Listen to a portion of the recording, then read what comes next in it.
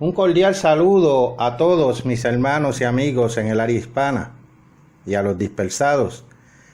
Es un gran placer poder dirigirme a cada uno de ustedes por este medio. Les habla Carlos D. Aponte de la continuación de la Iglesia de Dios. Hoy es otro día santo, un día en el cual estamos afligiendo nuestras almas en ayuno, como Dios lo establece por todas las generaciones, por siempre. Este día es llamado el día de la expiación. Por favor, vayamos rápidamente al libro de Levítico, capítulo 23, comenzando a leer en el versículo 26. Levítico, capítulo 23, comenzando a leer en el versículo 26. También habló el Eterno a Moisés diciendo: a los 10 días de este mes séptimo será el día de expiación. Tendréis santa convocación y afligiréis vuestras almas y ofreceréis ofrenda encendida al Eterno.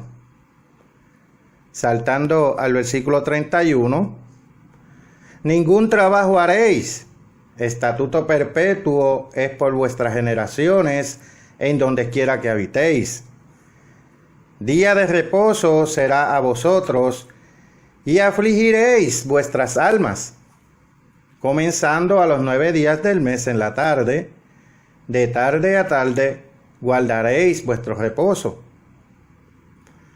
Así estamos reunidos celebrando este día santo en ayuno.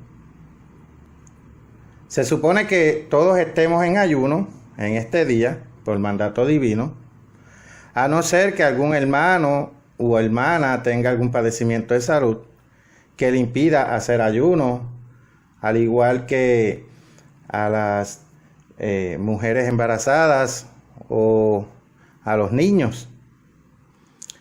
Esto nos unifica con Dios, hermanos. Esto nos hace uno con nuestro Creador. Recuerden que dice, como dijo Jesús, no solo de pan vive el hombre, sino de toda palabra que sale de la boca del Eterno. Y hoy estamos aquí para recibir ese pan espiritual. Ahora, veamos el simbolismo de este día de la expiación más a fondo. Encontramos que este día fue instituido como un día de reposo, lo que nosotros llamamos un sábado anual, y que se nos ordena que debemos guardarlo por siempre. Vayamos ahora, por favor, al capítulo 16 de este libro de Levítico y comenzaremos a leer en el versículo 29. Levítico, capítulo 16, versículo 29. Y esto tendréis por estatuto perpetuo.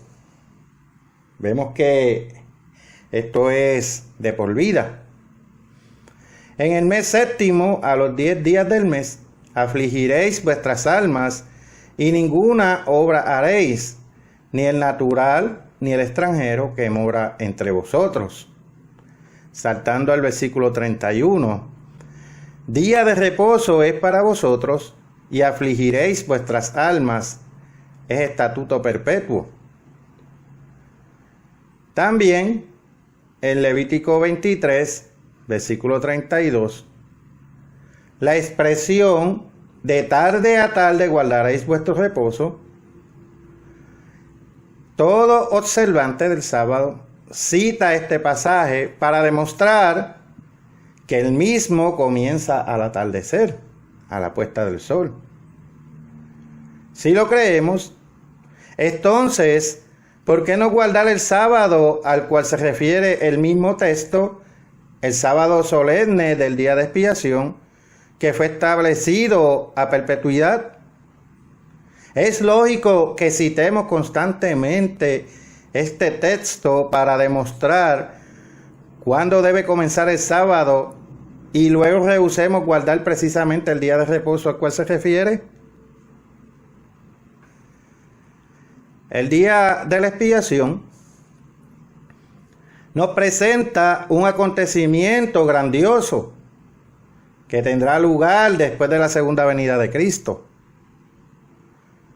El mundo lo ignora porque no ha comprendido el significado de estos sábados anuales que son santos para Dios. No ha guardado estos días como recuerdo constante del plan de redención divino. El simbolismo se expone aquí en el capítulo 16 de Levítico, donde se narran los hechos del día de la expiación, tal como se efectuaban antes de la crucifixión. Bien, quedándonos aquí en Levítico, leamos ahora el versículo 5. Levítico capítulo 16, versículo 5. Y de la congregación de los hijos de Israel, aquí refiriéndose a Aarón o al sumo sacerdote, tomará 2 machos cabríos para expiación y un carnero para holocausto. Y hará traer Aarón el becerro de la expiación que es suyo, y hará la reconciliación por sí y por su casa. Después tomará los 2 machos cabríos y los presentará delante del Eterno a la puerta del tabernáculo de reunión. Y echará suertes Aarón sobre los 2 machos cabríos, una suerte por el Eterno y otra suerte por Azazel. Ahora bien, es preciso detenernos en este punto y ahondar en los detalles porque es un pasaje que ha sido mal comprendido. Existen diversos puntos de vista y opiniones, conceptos y explicaciones al respecto. Por lo tanto, cualesquiera que hayan sido nuestras convicciones anteriores, estudiemos con la mente abierta y libre de prejuicios para examinarlo todo. Nuestra meta es hallar la verdad.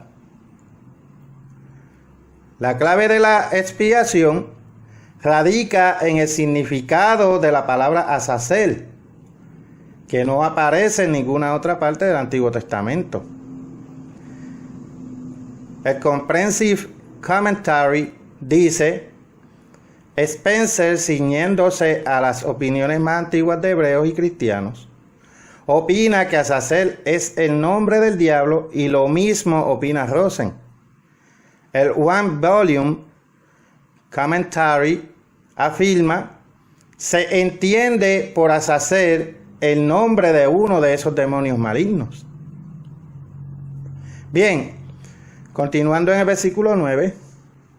Y hará traer Aarón el macho cabrío sobre el cual cayere la suerte por el Eterno, y lo ofrecerá en expiación. Mas el macho cabrío sobre el cual cayere la suerte por Azazel, lo presentará vivo delante del Eterno para hacer la reconciliación sobre él, para enviarlo a Azazel al desierto. Estos 2 machos cabríos eran, desde luego, eran símbolos. Noten que era preciso echar suertes para decidir cuál era apto para representar a Cristo y cuál a Azazel. Hay quienes dicen que ambos eran aptos, pero las Escrituras no lo afirman. No lo demos por hecho. Ahora bien, echar suertes es una ceremonia religiosa sagrada por medio de la cual se apela a Dios para que Él decida sobre un asunto dudoso. Se trata de un acto sobrenatural de Dios. Observen que los hombres eran incapaces de decidir cuál macho cabrío era apto para representar a Cristo. Era preciso apelar a Dios para que Él decidiera. Una suerte por el Señor y la otra por Azazel. La suerte que era por el Señor simbolizaba a Cristo. La otra no era para el Señor. Y no simbolizaba a Cristo, sino a Azazel, a Satanás. Estas palabras sugieren que Azazel es el nombre de un ser que es el antítesis de Cristo. Aquí en el Antiguo Testamento, el día de expiación incluía una ceremonia donde Azazel era desterrado al desierto. Ciertos cristianos vieron este envío del macho cabrío a Azazel lejos, como representando el tiempo durante el milenio, cuando Satanás será atado por 1000 años en el abismo, como dice en Apocalipsis capítulo 20, versículo 1 al 4. Esto significa que no podrá tentar ni engañar durante ese periodo de tiempo. Debido al sacrificio de Jesús, no se sacrifica un macho cabrío para observar este día. Pasemos por un momento a Hebreos capítulo 10, versículos 1 al 10. Hebreos capítulo 10, comenzando el versículo 1. Porque la ley, teniendo la sombra de los bienes venideros, no la imagen misma de las cosas, nunca puede, por los mismos sacrificios que se ofrecen continuamente cada año, hacer perfectos a los que se acercan. De otra manera, cesarían de ofrecerse, pues los que tributan este culto, limpios una vez, no tendrían ya más conciencia de pecado. Pero en estos sacrificios, cada año se hace memoria de los pecados, porque la sangre de los toros y de los machos cabríos no puede quitar los pecados, por lo cual, entrando en el mundo, dice: sacrificio y ofrenda no quisiste, mas me preparaste cuerpo. Holocaustos y expiaciones por el pecado no te agradaron. Entonces dije: he aquí que vengo, oh Dios, para hacer tu voluntad, como en el rollo del libro que está escrito de mí. Diciendo primero: sacrificio y ofrenda y holocausto y expiaciones por el pecado no quisiste, ni te agradaron, las cuales cosas se ofrecen según la ley. Y diciendo luego: he aquí que vengo, oh Dios, para hacer tu voluntad. Quítalo primero para establecer esto último. En esa voluntad somos santificados mediante la ofrenda del cuerpo de Jesucristo, hecha una vez y para siempre. Aunque Jesús fue nuestro Cordero Pascual sacrificado por nosotros, como aparece en 1 Corintios capítulo 5, versículos 7 y 8, y Él fue muerto una sola vez, como dice el apóstol Pablo en Hebreos capítulo 9, versículo 28.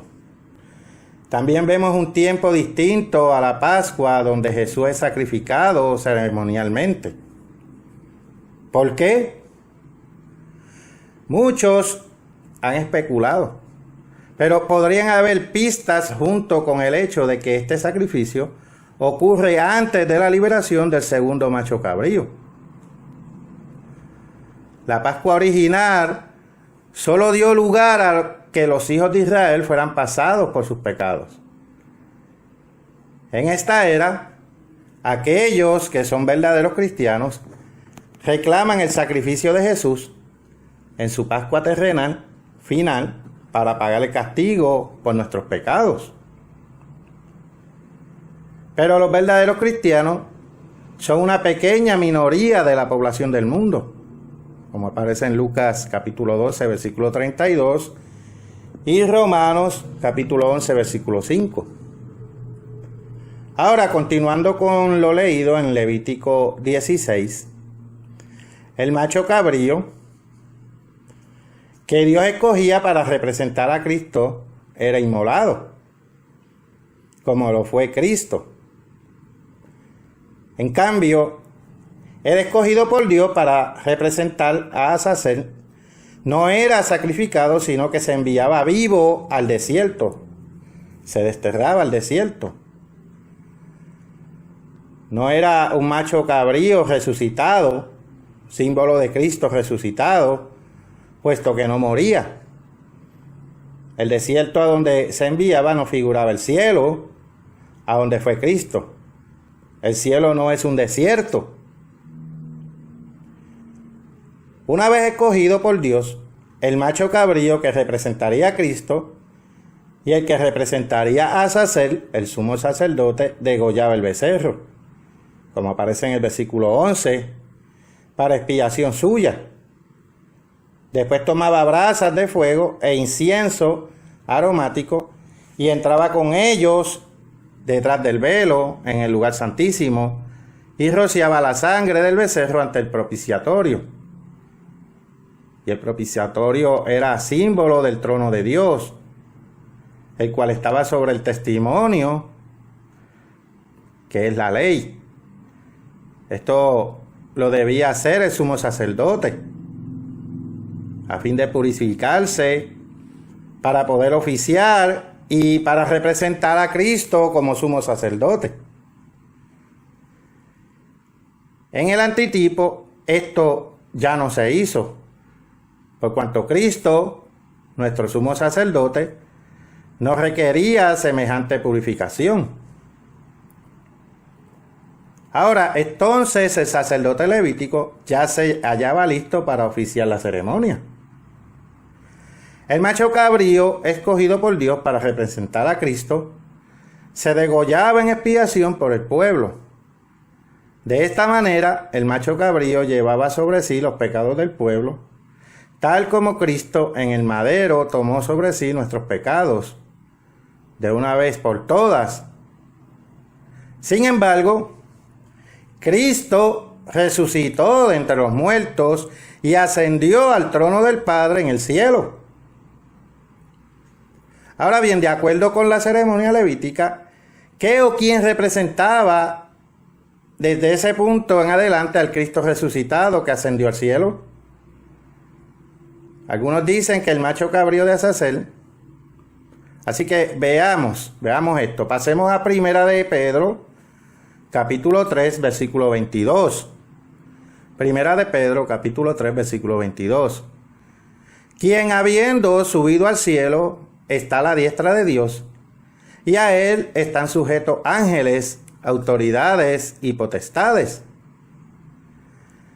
El Cristo resucitado, quien se halla a la diestra de Dios en el cielo, es llamado nuestro sumo sacerdote. ¿Cuál era el símbolo terrenal del trono de Dios?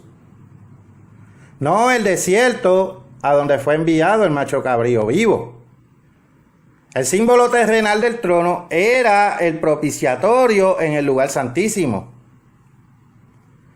Cristo, después de muerto y resucitado, fue al propiciatorio celestial para interceder por nosotros como nuestro sumo sacerdote.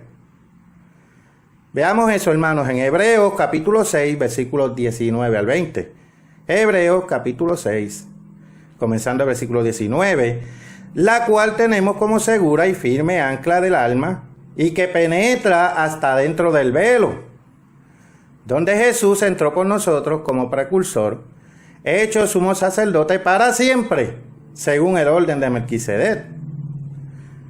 Pregunto nuevamente, ¿qué o quién en la ceremonia levítica del día de expiación simbolizaba al Cristo resucitado, a nuestro sumo sacerdote que penetró hasta dentro del velo al trono de Dios en el cielo?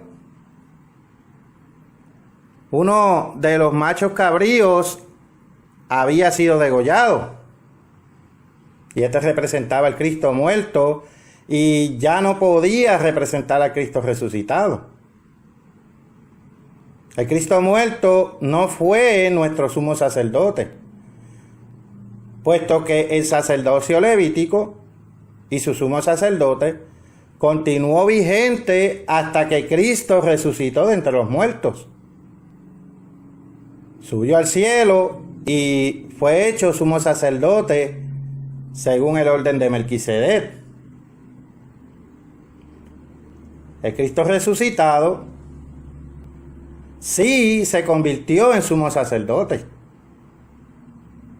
¿Y quién representaba este papel en las ceremonias levíticas que se repetían cada año en este día santo eterno? Es enteramente obvio. El sumo sacerdote levítico, no el macho cabrío que representaba a Azazel. Una vez muerto el macho cabrío degollado, ¿quién penetraba detrás del velo y presentaba su sangre de la víctima inmolada ante el trono simbólico de Dios? Vayamos nuevamente a Levítico capítulo 16, versículo 15. Después degollará el macho cabrío en expiación por el pecado del pueblo, y llevará la sangre detrás del velo adentro, y hará de la sangre como hizo con la sangre del becerro, y la esparcirá sobre el propiciatorio y delante del propiciatorio. Aquí leemos que el sumo sacerdote degollaba el macho cabrío en expiación por el pecado del pueblo. Y simbolizando ahora la obra de Cristo resucitado, llevaba la sangre detrás del velo, adentro, y la esparcía sobre el propiciatorio. Y así purificaba el santuario. Así pues, el sumo sacerdote que llevaba la sangre detrás del velo hasta el propiciatorio era quien simbolizaba al Cristo resucitado, quien en forma figurativa llevó su propia sangre detrás del velo hasta el trono de Dios en el cielo, para allí entonces interceder por nosotros como nuestro sumo sacerdote. Esto está totalmente claro. El macho cabrío degollado representaba al Cristo crucificado. El sumo sacerdote, al tomar la sangre y llevarla detrás del velo al propiciatorio en el lugar santísimo, que este era símbolo del trono de Dios, representaba y cumplía la obra de Cristo resucitado, quien ascendió a la diestra de la majestad, donde intercede como nuestro sumo sacerdote. Entonces pregunto, ¿cómo es posible seguir enseñando que el macho cabrío de Azazel representaba la obra de Cristo resucitado? ¿Acaso éste llevó la sangre de Cristo detrás del velo hasta el propiciatorio? El sumo sacerdote, al ir detrás del velo hasta el lugar santísimo, simbolizaba el regreso de Cristo al cielo, y su tarea dentro del lugar sagrado simbolizaba la obra de Cristo, quien durante estos 1900 años ha intercedido por nosotros, presentando su sangre derramada delante del propiciatorio en el cielo. Después, ¿qué hacía el sumo sacerdote para representar lo que hará Cristo a su regreso a la tierra? Sigamos leyendo en el versículo 20. Cuando hubiera acabado de expiar el santuario y el tabernáculo de reunión y el altar, hará traer el macho cabrío vivo. Y pondrá a Aarón sus 2 manos sobre la cabeza del macho cabrío vivo, y confesará sobre él todas las iniquidades de los hijos de Israel, todas sus rebeliones y todos sus pecados, poniéndolos así sobre la cabeza del macho cabrío, y lo enviará al desierto por mano de un hombre destinado para esto. Y aquel macho cabrío llevará sobre sí todas las iniquidades de ellos a tierra inhabitada, y dejará ir al macho cabrío por el desierto. Después vendrá Aarón al tabernáculo de reunión, y se quitará las vestiduras de lino que había vestido para entrar en el santuario, y las pondrá allí. Lavará luego su cuerpo con agua en el lugar del santuario, y después de ponerse sus vestidos saldrá y hará su holocausto y el holocausto del pueblo, y hará la expiación por sí y por el pueblo, y quemará en el altar la grosura del sacrificio por el pecado. El que hubiera llevado el macho cabrío a Azazel lavará sus vestidos lavará también con agua su cuerpo y después entrará en el campamento. Más claro no puede estar, hermanos. Pero aclaremos otro punto. ¿Existe la justicia divina? ¿No es Dios un Dios tanto de justicia como de compasión y misericordia? ¿Quién es el verdadero autor de nuestros pecados? El diablo es el autor de nuestros pecados y nuestra condenación.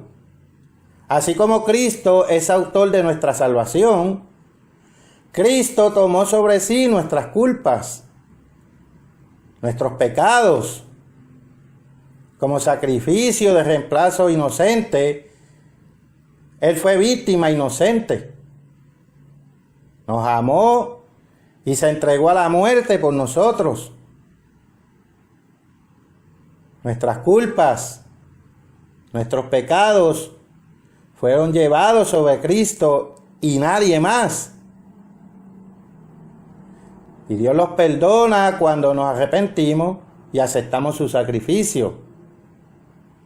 Pero, ¿se ha hecho con ellos justicia cabal? La verdadera causa y el verdadero autor de aquellos pecados es Satanás, el diablo. ¿Es justo que Cristo cargue con una culpa que no es suya mientras el diablo sale libre? ¿No es más lógico pensar que en el gran plan de Dios se hará justicia total, colocando aquella culpa encima de quien corresponda? Es preciso hacer una distinción muy cuidadosa. Cristo llevó sobre sí nuestros pecados, porque hemos sido culpables, aunque el diablo haya sido la causa original de todo el mal. Sin embargo, la justicia exige que Dios ponga en la cabeza del diablo su propia culpa. No la culpa nuestra, sino la del diablo, por tentarnos a caer en el pecado. Nosotros también fuimos culpables, pero Cristo cargó con nuestra culpa. No obstante, nuestros pecados, siendo culpa del diablo también, deben recaer sobre él. Así que el macho cabrío Azazel no expía nuestros pecados. Ahora veamos otro punto. El macho cabrío de Azazel se lleva los pecados del pueblo que ya han sido perdonados, que ya han sido totalmente pagados por el sacrificio de Cristo, lo cual fue representando al degollar al macho cabrío inocente antes de colocar esos mismos pecados sobre el macho cabrío vivo. Con la muerte del macho cabrío inmolado se pagaron estos pecados. El verdadero autor de todo pecado es el diablo. ¿Podremos entonces ser unificados con Dios mientras se halla entre nosotros el instigador del pecado? ¿No es evidente que primero debe ser echado fuera? ¿Podría haber justicia divina si la porción de su culpa por nuestros pecados no recayera sobre su propia cabeza? ¿Es justo que Cristo cargue con la culpa del diablo además de la nuestra? Ya Cristo llevó sobre sí nuestros pecados, pero ¿es necesario que los continúe llevando? ¿No deben ser apartados totalmente de nosotros y aún de la presencia de Dios? Así pues, la inmolación del primer macho cabrío y el derramamiento de su sangre expone visiblemente el medio de reconciliación con Dios a través del sacrificio sustituto de una víctima inocente. De la misma manera, la expulsión del segundo macho cabrío cargado con aquellos pecados, cuya expiación fue representada por el primero, expone de manera igualmente clara el efecto producido por ese sacrificio. La total remoción de aquellos pecados expiados que no aparecerán más ante la presencia de Dios. Ahora veamos otra faceta de Satanás. Pasemos al libro de Apocalipsis, capítulo 12, versículo 10. Apocalipsis, capítulo 12, versículo 10. Porque ha sido lanzado fuera el acusador de nuestros hermanos, el que los acusaba delante de nuestro Dios día y noche. Satanás es el acusador de los hermanos. Él está acechándonos día y noche para tentarnos y hacernos caer, para luego acusarnos. Su poder sobre los hombres se fundamenta en el pecado, hermanos. Cuando todos estos pecados, obra suya, recaigan nuevamente sobre él, una vez que Cristo nos haya librado de ellos, entonces Satanás habrá perdido su dominio sobre nosotros y nunca más podrá acusarnos más. Así pues, como la aceptación de la sangre del primer macho cabrío, Cristo, simbolizaba la propiciación total y el perdón de los pecados de Israel. Así el mandar fuera a Sacer, cargado de esos pecados expiados, simboliza la eliminación completa de todos los pecados, la liberación del pueblo por medio de la expiación del poder del adversario.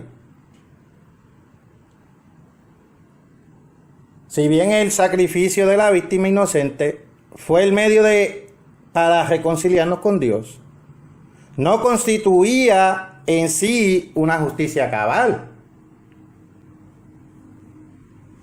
El echar fuera al segundo macho cabrío muestra la expiación final al colocar los pecados sobre el autor de los mismos. Y muestra también el hecho de quitar los pecados y su autor de la presencia de Dios y su pueblo, librando así al pueblo totalmente del poder de Satanás. Debemos notar que después de colocar las manos sobre el macho cabrío vivo, Azazel, Aarón debía lavarse antes de ponerse en contacto con el pueblo. También el hombre destinado para eso, como dice en Levítico 16, versículos 21 y 26.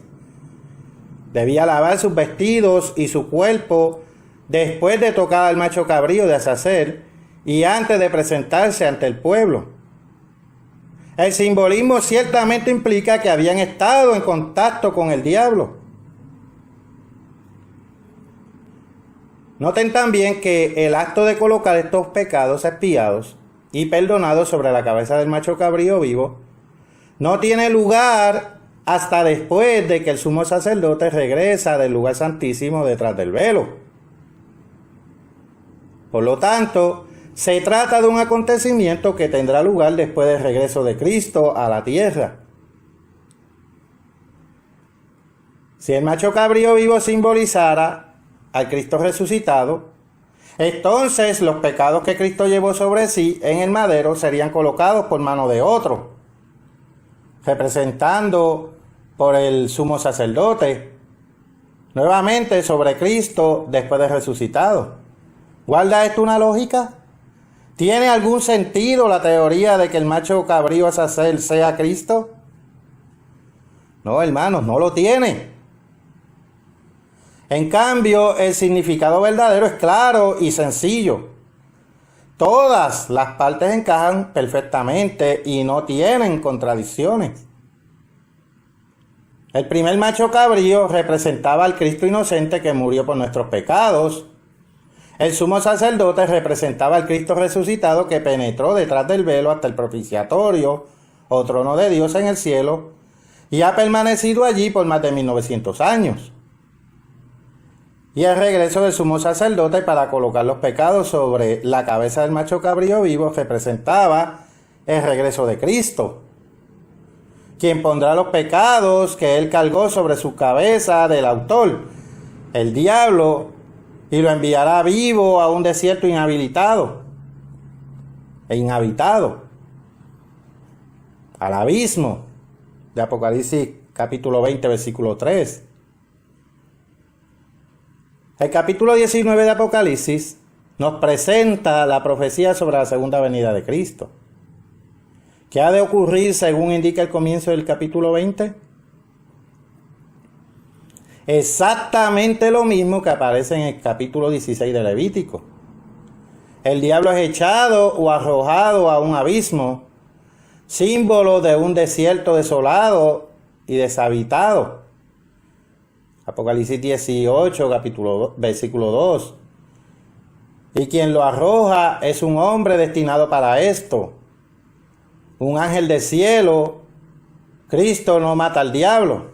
El diablo no muere, sino que hasta está vivo aún 1000 años más tarde, después del milenio, como dice Apocalipsis 27. Pero ahora aclaremos algunos puntos que pueden parecer dudosos para algunos. Los dos machos cabríos fueron presentados delante del Eterno. ¿Puede ser Satanás presentado delante de Dios?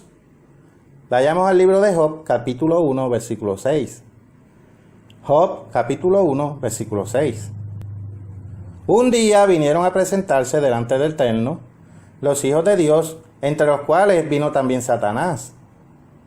Ahora pasemos al siguiente capítulo, Job, capítulo 2, versículo 1. Aconteció que otro día vinieron los hijos de Dios para presentarse delante del Eterno, y Satanás vino también entre ellos, presentándose delante del Eterno. Ya leemos que él lo ha hecho. Noten también que Azazel fue echado del lugar santísimo, símbolo de la presencia de Dios.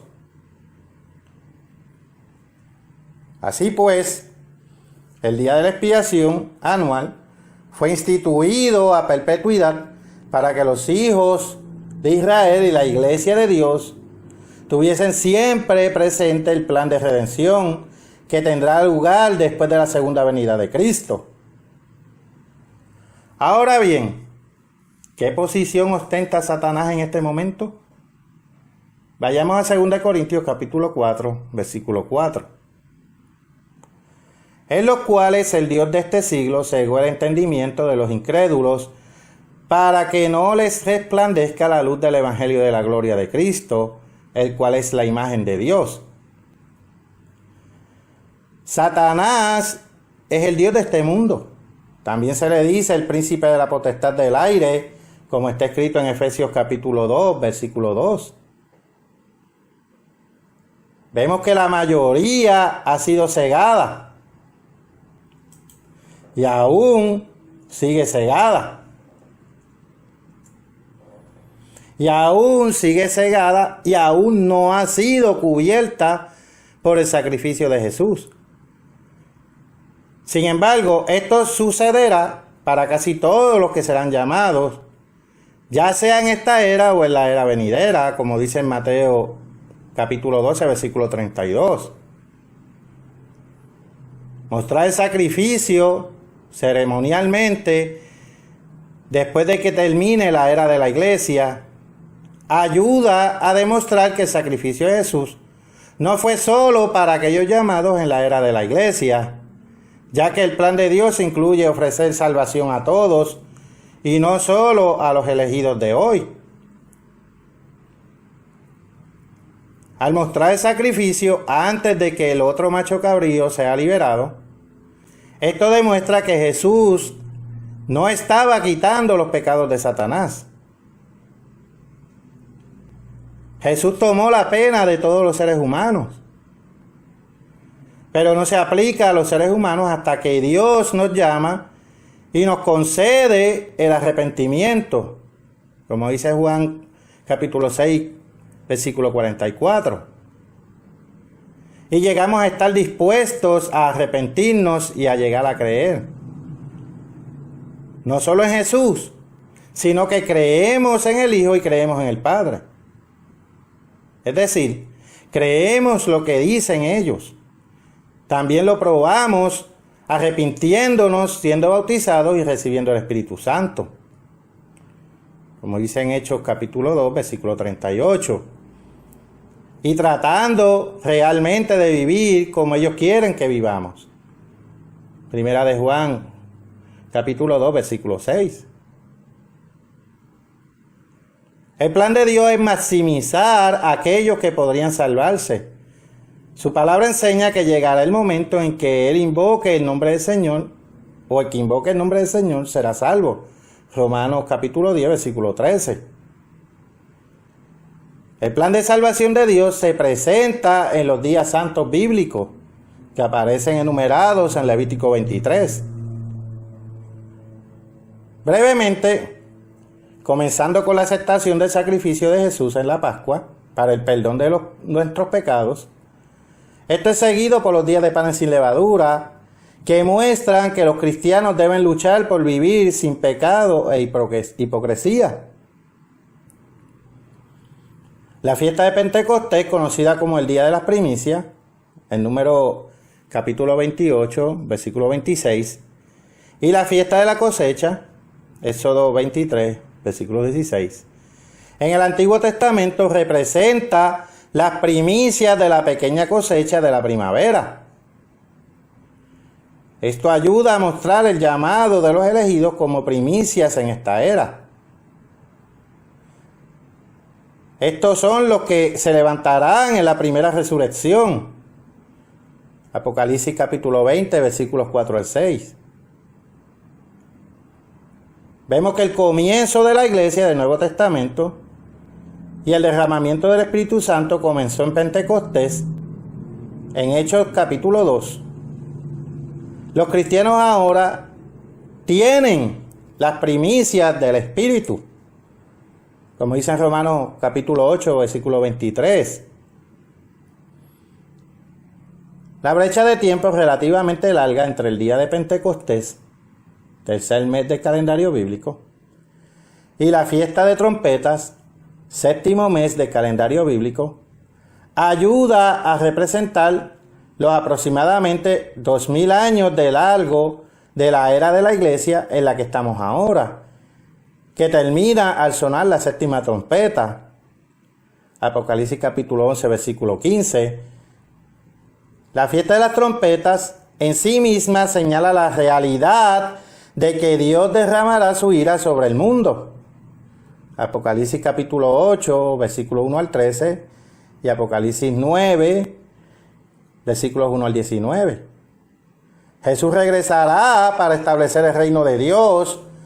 Apocalipsis 11, versículos 15 al 19. Y se acerca la primera resurrección de los elegidos, como dice en 1 Corintios capítulo 15, versículos 51 a 53. El día de la expiación ayuda a mostrar que Satanás, el diablo, y su papel en nuestros pecados es real, pero también que su engaño no existirá en el reino milenario. Como viene después de la fiesta de las trompetas, de las cuales la trompeta final representa el final de la era de la iglesia y la venida de Cristo, la antigua ofrenda de sacrificio por el pecado realizada por él, como dice en Levítico capítulo 16, versículo 9. Ayuda a imaginar que el sacrificio de Jesús no fue solo por los llamados en esta época, sino para otros que iban a ser llamados más tarde. La fiesta de los tabernáculos ayuda a imaginar las alegrías de la abundancia física y espiritual, como dice en Deuteronomio, capítulo 16, versículos 13 al 15, del reino milenario de Dios en la tierra como Jesús como su rey. Y el último gran día, también conocido a veces como el octavo día de la fiesta de los tabernáculos, Señala el juicio del gran trono blanco, como dice Apocalipsis capítulo 20, versículo 11. También apunta a la comprensión de que Dios ofrecerá salvación para todos cuando partes del plan de Dios se revelen y se pongan a disposición de todos como Jesús enseñó. Los muertos serán resucitados, Apocalipsis capítulo 20, versículos 5 y 11 al 12, en esta segunda resurrección, y vivirán 100 años, como dice Isaías 65, 20. Bien, pero ahora quiero aprovechar este momento para presentarle unas promociones de nuestros libros y folletos que pueden descargar totalmente libre de costos en nuestro sitio web www.cdelite.es, y ahí podrá descargar los libros y leerlos totalmente gratis. ¿Debería usted observar los días santos de Dios o los días de fiesta demoníacos? ¿Sabe usted de dónde vinieron varios días santos y días de fiestas? ¿Están listadas en la Biblia las fiestas de Dios? ¿Qué días guardó Jesús? ¿Qué días guardaron los apóstoles? ¿Qué días guardaron los primeros seguidores de Cristo? ¿Observa usted algunos días de fiestas? ¿Sabe usted de dónde procedieron ellos? ¿Sabe usted por qué usted y otros pueden observarlos? ¿Tienen ellos alguna connotación religiosa? ¿Podría estar observando usted días de fiesta demoníacos? ¿Le importa a Dios qué días puede guardar usted? Bueno, en este libro puede encontrar las respuestas a estas preguntas y a muchas más. Lo tenemos totalmente gratuito en nuestro sitio web www.cdlidd.es www.cdlidd.es. Oferta universal de salvación. Apocatastasis. ¿Puede Dios salvar a los perdidos en una era por venir? Cientos de escrituras revelan el plan de salvación de Dios. ¿Tiene Dios un plan de salvación que tenga sentido? ¿Ofrecerá Dios salvación a todos los seres humanos que alguna vez vivieron? ¿Es este un misterio del que hablaron todos los profetas? ¿Se va a encontrar la mayor parte de los perdidos? ¿Es bíblica la opinión de que Dios planea ofrecer la salvación a todos los seres humanos? Para la contestación de todas estas preguntas, puede acceder a nuestro sitio web www.cdlidd.es www.cdlidd.es, y allí lo podrá leer o descargar totalmente libre de costo. El misterio del plan de Dios. El plan de Dios es un misterio para la mayoría. ¿Por qué la creación? ¿Por qué los seres humanos? ¿Por qué Satanás? ¿Qué es la verdad? ¿Qué son los misterios del reposo y del pecado? La respuesta de todas estas preguntas las puede encontrar en este libro, que puede descargar totalmente gratis en nuestro sitio web www.cdlidd.es www.cdlidd.es, totalmente libre de costo para usted. Así, hermanos, damos por concluido este sermón. Ha sido un gran placer haberme dirigido a ustedes una vez más, mis queridos amigos y hermanos.